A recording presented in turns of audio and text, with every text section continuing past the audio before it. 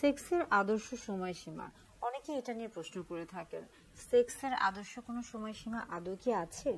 আছে, তবে নারী পুরুষের ক্ষেত্রে এটা কিন্তু ভিন্ন। পুরুষদের ক্ষেত্রে আমরা যদি বলে থাকি যে পেনিট্রেটিভ সেক্স, অর্থাৎ পুরুষ লিঙ্গ নারীর যোনিপথে প্রবেশের যে বিষয়টি থাকে, সেই ক্ষেত্রে কিন্তু সময়সীমাটা 5 থেকে 7 মিনিট গড়ে হয়ে থাকে। অর্থাৎ পুরুষদের ক্ষেত্রে এটা 5 থেকে 7 মিনিট হওয়াটা স্বাভাবিক।